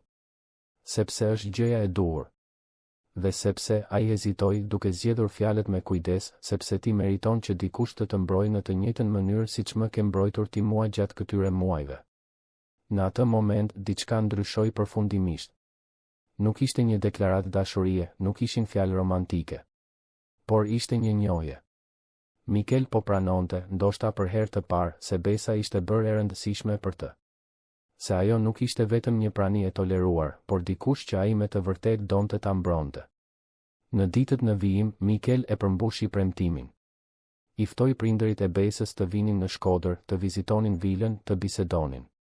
Zoti Jakub dhe zonja Luljeta erdhën të ngarkuar me shqetësim, gati për ta shpëtuar të bien nga ajo situatë që e imagjinonin të tmerrshme. Por ajo që gjetën i habiti plotësisht. Vila ishte e bukur, por më shumë se kaq, ishte një shtëpi. E bia e tyre nuk po shfrytëzohej apo po shtërohej. Ishte rrezatuese, e lumtur, duke u kujdesur për atë vend sikur të ishte i saj. Dhe Mikel, biznesmeni i frikshëm milioner, e trajtonte Besën me një respekt dhe një konsiderat që ishte e pamundur të mos e vëreje. Gjatë darkës, Mikel foli me zotin Jakub si burr me burr. Shpjegoi për premtimin, për mënyrën se si Besa kishte ardhur me vendosmëri dhe ndershmëri. Pranoi se fillimisht kishte rezistuar, por se prania e saj kishte sjellë dritë përsëri në një shtëpi që ishte zhytur në errësirë prej vitesh. Bia juaj është një person i jashtëzakonshëm, tha Mikel, duke e parë drejt e në sy baban e saj. Ka një zemër të pastër dhe një vullnet të admirueshëm. Nuk është këtu për interes material. Mund ta garantoj këtë. Është këtu për bindje, dhe kjo bindje ka qenë një dhuratë për mua, edhe pse u vonova ta pranoj. Zoti Jakub mbeti pa fjalë. Shite sinqeritet në sytë e Mikelit, shite se si burri e shikonte të bien me diçka që dukej si respekt i thellë, ndoshta edhe fillimi i diçkaje më shumë. Dhe shite kryesisht se si Besa shkëlqente në atë mjedis, se si dukej e realizuar. Dhe cili është qëllimi yt me bien time, pyeti Zoti Jakub, i drejt për drejt si gjithmonë. Mikel mori frym thellë. Sinqerisht, Zoti Jakub, ende po e zbuloj këtë. Nuk do të bëj premtime që nuk e di nëse mund t'i mbaj. Por mund të premtoj se për sa kohë Besa të jetë këtu, do të trajtohet me gjithë respektin dhe dignitetin që meriton. Reputacioni i saj do të mbrohet. Dhe kur të vijë momenti për të përcaktuar të ardhmen, pavarësisht drejtimit që do të marrë, do të bëhet në mënyrën e duhur. Nuk ishte përgjigja që Zoti Jakub donte, por ishte e ndershme. Dhe kishte diçka në qëndrimin e Mikelit në mënyrën se si fliste që frymëzonte besim. Biznesmeni nuk po bënte deklarata boshe apo premtime të lehta. Po ishte real, transparent për dyshimet dhe konfliktet e tij. Zonja Luljeta, nga ana tjetër, kaloi kohë vetëm me të bijën. I mbajti duart Besës dhe e shikoi thellë në sy. Je e lumtur, bija ime. Jam, nën, u përgjigj Besa pa hezitim. E di që nuk është jeta që keni imagjinuar për mua. E di që ka qenë e vështirë për ju. Por jam pikërisht aty ku duhet të jem. E ama pëshertiu me lot në sy. Vetëm dua që të mos lëndohesh. Ky burr, ai ende mban kaq shumë peshë, kaq shumë dhimbje. Po sikur ai të mos arrijë kur të hapet plotësisht. Atëherë të paktën do të kem provuar, Besa përsëriti fjalët që ishin bërë mantra e saj. Dhe do të jem në paqe me këtë. Por nën, duhet të kuptosh. Nuk është kokfortësi apo fantazi romantike. Është diçka më e thellë. Është sikur shpirti im e njohu të tijin atë pasdite dhjetori. Dhe që atëherë, kur nuk kam arritur të largohem plotësisht. Zonja Luljeta e përqafoi të bien fort. Vajza ime e vendosur. Që e vogël ishe kështu. Kur vendosje diçka, asgjë nuk të bënte të ndryshoje mendje. Mësova nga ju, Besa buzëqeshi mes lotëve. Ju gjithmonë thoshit se një grua duhet të di çfarë do dhe të ketë guximin ta kërkojë. Vizita e prindërve zgjati 3 ditë. Kur u larguan, nuk ishin plotësisht të qetë, por ishin më pak të shqetësuar. Pan se e bija ishte e mirë kujdesur, se Mikel ishte një burr me karakter, se kishte diçka reale që po zhvillohej aty, edhe pse ende e papërcaktuar. Pasi prindërit u larguan, atmosfera në vil ndryshoi përsëri. Kishte një lehtësi të re në ajër. Mikel dukej më i lehtë gjithashtu, sikur përballja me atë situatë, marrja e përgjegjësisë publikisht, kishte liruar diçka brenda tij. Ishte një natë e premte, rreth 2 javë pas vizitës së prindërve, që ndodhi diçka domethënëse. Besa ishte në bibliotekë duke lexuar kur hyri Mikel. Ai dukej nervoz, gjë që ishte e pazakontë për një burr zakonisht kaq të kontrolluar. Mund të flas me ty, pyeti ai, dhe kishte diçka ndryshe në zërin e tij. Besa mbylli librin menjëherë dhe I kushtoi vëmendje të plotë. Mikel u ul në koltukun përballë saj, duart e gërshetuara, duke zgjedhur qartësisht fjalët me kujdes. Unë, filloi ai, pastaj ndaloi. Mori frym thellë dhe rifilloi. Besa, këto muaj me ty këtu kanë qenë, ai kërkoi fjalën e duhur, transformues. Ti ke sjell jetë përsëri në këtë shtëpi. Tek unë. Besa ndjeu zemrën t'i rrite fort, por mbeti në heshtje, duke e lënë të vazhdonte. Për një kohë të gjatë, vazhdoi Mikel, mendova se e vetmja mënyrë për të mbrojtur atë që kishte mbetur prej meje ishte të mos ndjeja asgjë. Të mos lidhesha me askën. Të mos rrezikoja. Por ti, ai më në fund ngriti syt për të takuar të sajet, ti hyre këtu me bindjen tënde të pamundur dhe durimin tënd të pafund dhe, pak nga pak, po rrëzoje muret që unë I ndërtova me aq kujdes. Dhe kjo është gjë e mirë apo e keqe, pyeti Besa butësisht. E frikshme, pranoi Mikel me një buzëqeshje të vogël. Por gjithashtu, dhe kjo pjesë më habit, e mirë. Çliruese, ndoshta. Ai u përkul përpara. Nuk po them se jam gati për gjithçka. Nuk po premtoj se nesër do të zgjohem I shëruar nga gjithë dhimbja dhe frika. Por po them se dua të provoj. Dua të shoh se ku mund të na çojë kjo. Besa ndjeu lot gëzimi të formoheshin, por I përmbajti. Nuk donte të reagonte në mënyrë të egzageruar, nuk donte të bënte presion. Ishte një fillim delikat, I brisht, dhe duhej trajtuar me kujdes. E kuptoj, tha ajo. Dhe jam e gatshme të eci me ritmin tënd, Mikel. Nuk ka nxitim. Nuk ka presion. Ai u ngrit dhe eci drejt saj, duke I zgjatur dorën. Ajo e kapi, dhe ai e ndihmoi të ngrihej. Qëndruan aty, në këmbë, duar për dore, shumë afër por pa u prekur në mënyrë tjetër. Mikel ngriti dorën e lirë dhe butësisht i preku fytyrën, gishti i madh i vizatoi një vi të butë në faqe. Faleminderit, tha ai, zëri i ngarkuar me emocion. Që prite. Që besove. Që je ti. Ishte një moment i thjesht, por thellësisht intim. Nuk pati puthje, nuk pati deklarata dramatike. Por pati diçka më të rëndësishme. Pati njohje të ndërsjellë, cenueshmëri të përbashkët, pranimin se po hynin së bashku në një udhëtim, destinacioni i të cilit ishte ende i pasigurt. Kur u ndan dhe Besa u ngjit në dhomë atë natë, e dinte se diçka themelore kishte ndryshuar. Nuk ishte fundi i udhëtimit, por ishte padyshim fundi i fillimit. Mikel më në fund kishte hapur derën e zemrës, edhe pse vetëm një të qarë. Dhe Besa e dinte se, me durim dhe dashuri, ajo e qarë mund të shndërrohej në një kalim të plotë. Sfidat ende nuk kishin mbaruar. Ende do të kishte pengesa, frikëra, momente tërheqjeje. Por për herë të parë që kur kishte ardhur, Besa kishte sigurinë absolute se po ecnin në drejtimin e duhur. Premtimi i një vajze 10 vjeçare po shndërrohej në realitetin e dy të rriturve që zgjidhnin me vetdije të ndërtonin diçka të re së bashku. Dhe ndoshta, mendoi ajo para se të flinte, kjo ishte forma më e vërtetë e dashurisë. Jo pasioni i menjëhershëm i filmave, por ndërtimi i ngadalt, i durueshëm, i një lidhjeje të thellë të bazuar në respekt, mirëkuptim dhe zgjedhje të qëllimshme për të qëndruar, edhe kur ishte e vështirë. Dimri erdhi duke sjellë me vete temperatura më të ulta dhe qiej gri. Por brenda vilës kishte një ngrohtësi që nuk varri nga oxhaqet apo ngrosit. Ishte ngrohtësia e dy shpirtrave që, pak nga pak, mësonin të kërcenin së bashku, duke respektuar ritmin e njëri tjetrit, duke ndërtuar diçka të re mbi themele durimi dhe mirëkuptimi. Besa mbushi 6 muaj në vilë. Gjysmë viti që dukej, në të njëjtën kohë, një përjetësi dhe një pulitje sysh. Ndryshimet ishin të dukshme për çdo që e njihte shtëpinë. Korridoret që më parë bënin jehon vetëm heshtjes tani kishin tingullin e zërave që bisedonin, të qeshurave të rastësishme, muzikës që rrifte nga dritaret e hapura edhe në të ftohtë. Mikel ishte ndryshe. Ende mbante trishtimin në sy, ndoshta gjithmonë do ta mbante, por tani kishte edhe lehtësi. Buzëqeshte më shumë, fliste më shumë, i lejonte vetes momente të vogla gëzimi pa fajin e menjëhershëm që zakonisht shoqëronte çdo shkëndij lumturie. Zoti Albert i komentoi zonjës Irena se shefi dukej 10 vjet më i ri dhe kuzhinierja ra dakord me lot mirënjohje në sy. Roland vizitonte më shpesh tani, zakonisht duke sjell gruan dhe vajzat e tij. Vajzat, 8 dhe 10 vjeç, e adhuronin Besën, e cila luante me to në kopshte, u tregonte histori, u mësonte t'i binin pianos.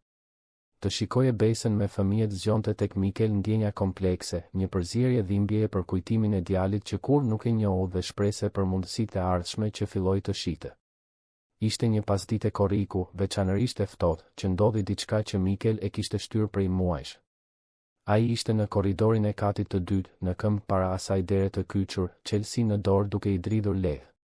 Besa u ngjit shkallëve dhe e gjeti aty, e njohu menjëherë situatën. Ajo nuk tha asgjë, vetëm qëndroi pranë tij, një prani e heshtur mbështetjeje. Qëndruan aty për minuta që u dukën si orë. Më në fund, Mikel përshpëriti, zëri i mbytur, mendoj se ka ardhur koha. Vetëm nëse je i sigurt, u përgjigj Besa butësisht. Nuk ka nxitim. Por Mikel tashmë kishte vendosur çelësin në brave. E rrotulloi ngadalë, kërcitja e mekanizmit që hapej duke bërë jehon si një bubullim në heshtje. Shtyu derën, e cila kërciti në menteshat e palvizura prej kaq shumë kohësh, dhe hyri. Dhoma ishte saktësisht siç e kishin lënë ai dhe Helena 7 vjet më parë. Krevati i fëmijës prej druri masiv në qendër, muret e pikturuara me re të buta, lodra e yjeve e varur në tavan, koltuku i gjithënjes në cep, ende me batanien e palosur mbi krah. Gjithçka e mbuluar nga një shtresë pluhuri, por e ruajtur si një kapsul kohe e ëndrave të paralizuara. Mikel hyri ngadalë, Besa duke qëndruar te dera, duke i dhënë hapësirë. Ai preku krevatin me gishta të dridhur, kaloi dorën nëpër kangjella, mori një arush pellushi që ishte brenda. Lotët filluan të binin, të heshtur në fillim, pastaj në dënese të thella që ai përpiqej t'i përmbante, por nuk mundej. Besa hyri atëherë, mbylli derën pas vetes dhe thjesht e përqafoi. Mikel u shkri në krahët e saj, të gjitha vitet e dhimbjes së përmbajtur duke vërshuar jashtë. Qanë së bashku, ajo duke e mbajtur ndërsa ai më në fund lejoi që dhimbja të dilte, që humbja të ndiej plotësisht, që zia të nderoj. Nuk e di sa kohë qëndruan kështu. Mund të kenë qenë minuta ose orë. Por kur Mikel më në fund u qetësua, diçka brenda tij kishte ndryshuar. Nuk ishte se dhimbja ishte larguar, kur nuk do të largohej plotësisht. Por ai më në fund e kishte përballuar atë hapësirë, ato kujtime, dhe nuk ishte shkatëruar prej tyre. Ai duhej të kishte pasur një jetë, tha Mikel, ende duke mbajtur Arushin. Gabriel duhej të ishte këtu, duke vrapuar nëpër këto korridore, duke e mbushur këtë shtëpi me rrëmuj dhe gëzim. Helena duhej të ishte këtu gjithashtu, duke parë djalin ton të rritej. Po, ra dakord Besa, pa u përpjekur të minimizonte apo të ngushëllonte me fjalë boshe. Duhej. Dhe është e padrejtë që nuk është. Është thellësisht, tmerrësisht e padrejtë. Nuk do të më thuash se ka një arsye, pyeti Mikel, se kjo është pjesë e ndonjë plani më të madh. Jo, u përgjigj Besa me sinqeritet. Sepse nuk besoj në këtë. Ndonjëherë gjërat të tmerrshme ndodhin pa arsye, pa qëllim. Dhe gjithçka që mund të bëjmë është të mësojmë të jetojmë me dhimbjen, jo pavarësisht saj, por duke e përfshirë atë në atë që jemi. Mikel e shikoi, syt e kuq, por me diçka që dukej si mirënjohje. Ti gjithmonë di çfarë të thuash. Ose kur të mos thuash asgjë. Vitet e pritjes më mësuan durimin, ajo buzëqeshi lehtë. Dhe respektin për heshtjen. Ata dolën nga dhoma së bashku, por këtë herë Mikel nuk e kyçi derën. E la gjysmë të hapur, një njohje e heshtur se ishte gati ta integronte atë humbje në jetën e tij në vend që ta fshite pas dyrëve të kyçura. Në ditët në vijim, Mikel foli më shumë për Helenën dhe Gabrielin. Jo me ankthin shkatërues të mëparshëm, por me dashuri dhe mall. Tregoi histori të Helenës se si ishin njohur për ëndrat që kishin, për planet që bënin për të ardhmen. Besa dëgjonte gjithçka, duke nderuar ato kujtime, kur duke u ndjerë e kërcënuar prej tyre. Një natë, pas një darke veçanërisht të këndshme ku Mikel kishte qeshur me të vërtet nga një histori që tregoi Roland, ata mbetën në dhomën e ndenjes, Besa duke i rënë pianos butësisht ndërsa Mikel më në fund u relaksua, syt mbyllur. Vetëm duke dëgjuar. Kur ajo mbaroi muzikën, ai hapi syt dhe tha, po filloj të kuptoj diçka. Për dashurinë, për humbjen, për të ecur përpara. Besa u kthye në stolin e pianos duke i kushtuar vëmendje të plotë. Dhe çfarë po kupton? Mikel u ngrit dhe eci drejt saj. Të doja Helenën nuk do të thoshte se nuk mund të doja përsëri. Të humbisja Gabrielin nuk do të thoshte se nuk mund të mendoja të kisha një familje në të ardhmen. Ai i mori duart në të tija. Gjatë gjithë këtyre viteve, mendova se të ecja përpara do të ishte një tradhti. Por tani kuptoj se tradhtia e vërtet do të ishte të mos jetoja. Do të ishte të shpërdoroja kohën që më ishte dhënë sepse ata nuk e patën atë shans. Besa ndjeu zemrën t'i rrite fort, por ruajti qetësinë. Ky është një hap i madh, Mikel. Është, ra dakord ai. Dhe ende kam frikë. Frikë se mos humbas përsëri. Frikë se lumturia është vetëm e përkohshme dhe se do të pasohet nga më shumë dhimbje. Por kuptova diçka të rëndësishme. Ai i shtrëngoi duart. Frika e humbjes nuk mund të më pengoj të jetoj. Sepse ndërsa po përpiqesha të mbrohesha nga dhimbja, po siguroja mjerimin tim. Ai u gjunjëzua para saj, ende duke i mbajtur duart. Besa krasniqi shala, ti erdhe këtu me një premtim të bërë kur ishe fëmijë. Prite vite. Përballove gjykime, le familjen tënde, rrezikove reputacionin tënd.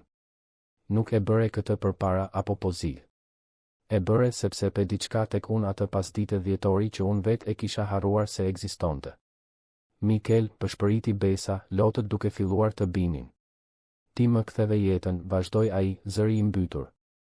Jo në mënyrë dramatike apo të papritur, por ngadalë, me durim dhe dashuri të pakushtëzuar. Ti nderove jo vetëm premtimin që bëre, por vet idenë se çfarë do të thotë ti qëndrosh besnik fjalës tënde. Dhe unë, ai mori frym thellë, dua ta nderoj edhe unë këtë. Ai lëshoi njërin nga duart e saj dhe nxori një kuti të vogël nga xhepi. Brenda ishte një unas e thjesht por e bukur, ar i bardh me një diamant të vetëm, delikat dhe elegant. Nuk po kërkoj që kjo të ndodh nesër. Nuk po them se nuk do të kemi sfida apo momente të vështira. por po them se dua të ndërtoj një të ardhme me ty, po them se unë zgjedh ty, me vetdije, me dashje, me gjithë zemrën time që po mëson të dashuroj sërish. Ai e shikoi në sy, ata sy ngjyrë mjalti që e kishin parë me aq bindje vite më parë. A dëshiron ende të martohesh me mua, Besa? Sepse unë, më në fund, jam gati të them po. Besa nuk mund të ndalonte së qari. Ishin lot gëzimi, lehtësimi, mirënjohjeje. Po, tha ajo, zëri i qëndrueshëm pavarësisht lotëve. Po, Mikel. Gjithmonë ka qenë po. Që nga ajo pasdite dhjetori, gjithmonë ka qenë po. Ai i vuri unazën në gisht dhe e tërhoqi në një përqafim të ngushtë. Qëndruan kështu për minuta të gjata, vetëm duke mbajtur njëri tjetrin, duke ndjerë peshën e atij momenti të udhëtimit që kishin përshkuar për të arritur aty. Kur më në fund u ndan, Mikel i preku fytyrën me butësi. Ngadalë, ai u afrua dhe, për herë të parë, buzët e tyre u takuan. Ishte një puthje e butë, e ngarkuar me premtim dhe shpresë, me të kaluarën e nderuar dhe të ardhmen e përqafuar. Kur u larguan, të dy po buzëqeshnin mes lotëve. Zonja Irena, e cila kishte dëgjuar gjithçka nga kuzhina, po qante nga gëzimi.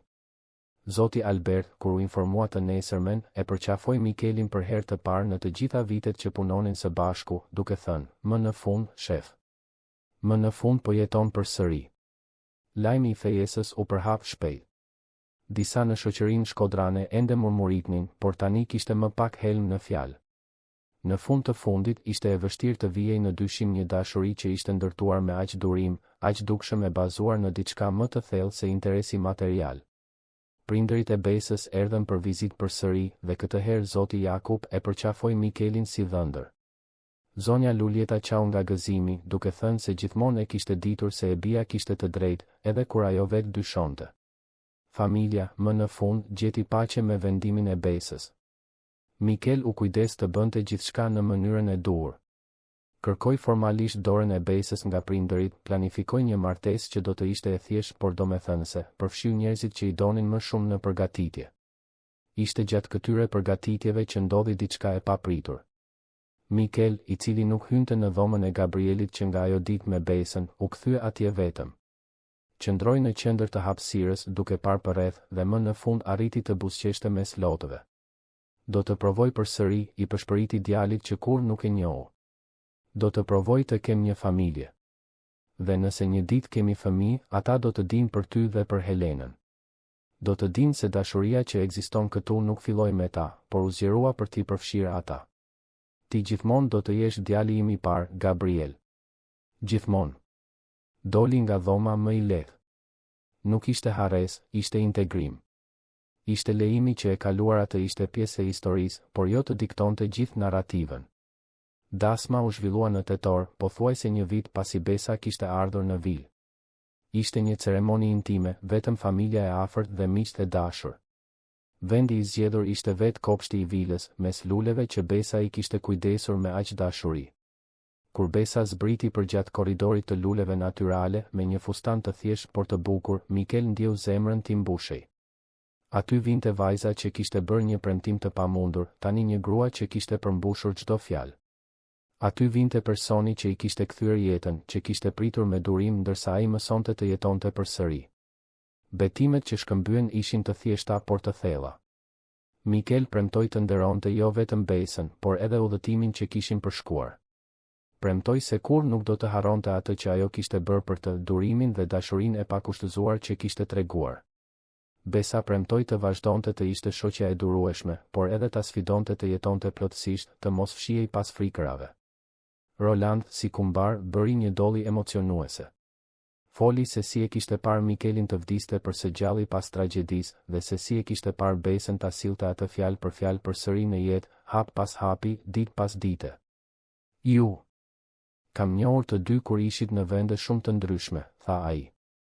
Dhe sot ju shoh këtu, së bashku, gati për të shkruar një histori të re. Një histori që nderon të kaluarën por nuk jeton e burgosur në të. Festa ishte e gëzueshme, plot muzikë dhe kërcim. Mikel, i cili nuk kërcente prej vitesh, e rrotulloi Besën në pistën e improvizuar në kopsht. Qeshte me të vërtet, një tingull që zonja Irena tha se nuk e dëgjonte prej gati një dekade. Kur Anata dhe mysafirët u larguan, Mikel dhe Besa mbetën vetëm në verandë duke parë yjet. Ja dolëm, tha Besa butësisht duke mbështetur kokën në shpatullën e tij. Ti ja dole, e korrigjoi Mikel. Unë thjesht pata fatin që ti ishe mjaft kokfort për të mos hequr dorë nga unë. E vendosur, e korrigjoi ajo me një buzëqeshje. Jo kokfort. E vendosur. Ai qeshi dhe e tërhoqi më afër. Si mundi një vajzë 10 vjeçare të kishte kaq shumë siguri, pyeti veten me zë të larë. Ndoshta sepse fëmijët shohin atë që të rriturit harrojnë të shohin, u përgjigj Besa. Shohin zemrën e personit, jo maskat që përdorim. Atë pasdite, pash mirësi tek ti dhe mirësia është diçka e rrallë, e çmuar. Ja vlen të presësh për të. Muajt në vijim sollën përshtatje, siç sjell çdo martesë. Të mësoje të jetoje së bashku si burr e grua ishte ndryshe nga të qenit mysafire dhe mikpritës. Kishte diskutime të rastësishme, momente frustrimi, përshtatje të nevojshme. Por baza që kishin ndërtuar ishte mjaft e fortë për të duruar dridhjet normale të jetës. Mikel ende kishte ditë të vështira, ditë kur kujtimi i Helenës dhe Gabrielit peshonte më shumë. Por tani kishte Besën pranë, e cila nuk ofendohej nga trishtimi i tij, por e mirëpriste, i jepte hapësirë të ekzistonte pa e lënë të konsumonte gjithçka. Një vit pas martesës, Besa zbuloi se priste një fëmijë. Lajmi solli gëzim, por edhe frikë. Mikel mbeti i paralizuar për ditë të tëra, tmerret e vjetra duke u kthyer në sipërfaqe. Po sikur diçka të shkonte keq. Po sikur historia të përsëritej. Ishte Besa ajo që e ndihmoi të përpunonte. U ul me të dhe i tha, Mikel, nuk mund të garantoj se asgjë e keqe nuk do të ndodhë. Jeta nuk vjen me garanci. Por mund të premtoj se, çfarëdo që të ndodhë, do ta përballojmë së bashku. Ti nuk je më vetëm në këtë udhëtim. Dhe kishte një ndryshim tjetër thelbësor, vazhdoi ajo. Ti nuk je më personi që ishe. I mbijetove më të keqes dhe mësove se mund të vazhdosh. Kjo forcë, kjo qëndrueshmëri do të jetë me ne pavarësisht çfarë do të vijë. Mikel e përqafoi fort. Ke të drejtë, tha ai. Dhe do të provoj për fëmijën ton, për familjen ton, do të provoj të mos e lë frikën të vjedh gëzimin e këtij momenti. Shtatzënia shkoi mirë. Mikel ishte i vëmendshëm, por përpiqej të mos ishte supermbrojtës, një ekuilibër i vështirë por i nevojshëm. Përgatitën një dhomë të re për fëmijën në një pjesë tjetër të shtëpisë, por Mikel gjithashtu hapi plotësisht dhomën e Gabrielit. Duke e shndërruar atë në një dhomë kujtimesh ku fotot e Helenës dhe kujtimet e djalit që nuk lindi kur mbaheshin me dashuri. Djali ynë do të di për Gabrielin dhe për Helenën, i tha Mikel Besës ndërsa organizonin dhomën e re. Do të rritet duke e ditur se dashuria nuk është e fundme, se mund të përqafoj si të tashmen ashtu edhe të nderoj të kaluarën. Kur lindi një vajzë e bukur, me sy të qelet dhe të qara të forta, Mikel qau nga gëzimi dhe lehtësimi. Duke mbajtur të bien në krah, e shikoi Besën me mirënjohje të pafund. Faleminderit, tha ai thjesht. Për gjithçka. Që nuk hoqe dorë. Që më mësove se të jetosh nuk është të tradhtosh ata që humbëm. Si do ta quani, pyeti zonja Irena, e cila ishte te dera e spitalit e paduruar për të njohur foshnjën. Helena Besa, u përgjigj Mikel duke parë gruan e tij për konfirmim. Ajo ra dakord me lot emocioni. Një emër që nderon të kaluarën dhe feston të tashmen. Vitet në vijim sollën më shumë gëzime. Një fëmijë i dytë, një djalë që e quajtën Gabriel Mikel, plotësoi familjen. Fëmijët u arritën duke dëgjuar histori për gjyshen Helena që kur nuk e njohën dhe për vëllain më të madh që ishte në yje. Nuk kishte trishtim në këto histori, vetëm dashuri dhe kujtim të nderuar. Mikel u shndërrua në baban që gjithmonë donte të ishte i pranishëm dhe i dashur. Mësoi të ekuilibronte punën me familjen, të vlerësonte momentet e thjeshta, të qeshte me zë të lartë dhe të jetonte plotësisht. Ende kishte ditë kur malli e shtrëngonte, kur e gjente veten duke menduar se çfarë mund të kishte qenë. Por tani kishte mençurinë të dinte se mund të ndjente mall dhe mirënjohje njëkohësisht, se të nderonte të kaluarën nuk do të thoshte të refuzonte të tashmen. Besa lulëzoi si grua dhe nën, por edhe si mësuese dhe shkrimtare. Filloi të jepte mësime letërsie në universitetin lokal dhe botoi një libër për premtimet dhe fatin që u bë çuditërisht i popularizuar. Kur e pyesnin në intervista për frymëzimin, buzëqeshte në mënyrë misterioze dhe thoshte, ndonjëherë jeta na jep një siguri kur jemi të rinj. Dhe gjithçka që na duhet është guximi për ta nderuar atë. Vila, e cila kishte qenë një mauzole kujtimesh të dhimbshme, u shndërrua në një shtëpi plot jetë. Të qeshurat e fëmijëve bënin jehon nëpër korridore, kopshti ishte gjithmonë i lulëzuar dhe i mirëmbajtur, tryeza e ngrënies shite vakte të gjalla çdo natë.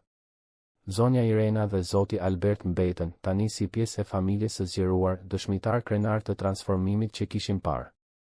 Në një pasdite dhjetori, saktësisht 20 vjet pas atij premtimi fillestar, Mikel dhe Besa ishin në kopsht duke parë fëmijët të luanin. Helena ishte 7 vjeç dhe Gabriel 5, duke vrapuar mes luleve me gëzimin e shkujdesur të fëmijërisë. E dije, pyeti Mikel, duke mbajtur dorën e Besës. Kur ishe 10 vjeç, ti me të vërtet e dije. Besa mendoi për një moment. Nuk e di nëse e dija në kuptimin racional. Por e ndjeja. Kishte një siguri të thellë, të pashpjegueshme. Ndoshta kjo është ajo që e quajnë fat. Ose ndoshta është vetëm njohje shpirtërore. Çfarëdo qoftë, tha Mikel, duke e tërhequr afër, jam mirënjohës çdo ditë për atë vajzë kokfort që bëri një premtim të pamundur dhe pati guximin ta përmbushte.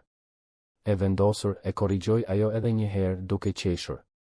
Dhe me qëra fjala, ajo e shikoi në sy, ende falenderoi atë biznesmen të ri që pati për ulsin të shtrëngonte dorën e një fëmije zbathur dhe të respektonte një premtim që mund të kishte qenë vetëm fantazi fëmijërore. Ata mbetën aty, duke parë fëmijët të luanin, dy njerëz që kishin gjetur tek njëri tjetri diçka të rrallë dhe të çmuar. Nuk ishte dashuri me shikim të parë, nuk ishte pasioni menjëhershëm. Ishte diçka më e thellë, më e qëndrueshme. Ishte zgjedhje e ndërgjegjshme, durimi pafund, respekt për kohën që secili kishte nevojë për të shëruar dhe për të rritur. Premtimi i një vajze 10 vjeçare ishte bërë realitet. Jo në formën e përsosur dhe pa dhimbje që premtojnë përrallat, por në formën reale dhe të thellë që ofron jeta e vërtetë. Me lodh dhe të qeshura, me humbje të nderuara dhe të ardhme të përqafuara, me kuptimin se të duash nuk është të mos kesh kur frikë, por të kesh frikë dhe të zgjedhësh të duash gjithsesi. Dhe ndërsa dielli perëndonte mbi Shkodër duke pikturuar qiellin me tone të arta dhe roz, familja e mbledhur në kopsht ishte dëshmi e gjallë se disa premtime, kur bëhen me zemër të pastër dhe përmbushen me guxim të palëkundur, kanë fuqinë të transformojnë jo vetëm jetë individuale, por të krijojnë trashëgimi dashurie që kalojnë brezave. Të dashur dëgjues, shpresojmë që historia e Besës dhe Mikelit t'ju ketë prekur zemrën. Nëse jeni emocionuar me këtë udhëtim premtimi, durimi dhe dashurie të vërtet, klikoni butonin e pëlqimit, abonohuni në kanal dhe na tregoni në komente se çfarë ju ka bërë më shumë përshtypje në këtë rrëfim. Ishte vendosmëria e Besës? Transformimi i Mikelit? Fuqia e një premtimi të mbajtur? Çdo ditë, ne sjellim histori intensive si kjo, që zbulojnë anën më të thellë të shpirtit njerëzor, që tregojnë se dashuria e vërtet nuk është ajo që ndodh lehtë, por ajo që ndërtohet me durim, respekt dhe guxim. Ju presim në episodin e ardhshëm me një tjetër histori që do t'ju emocionojë dhe frymëzojë.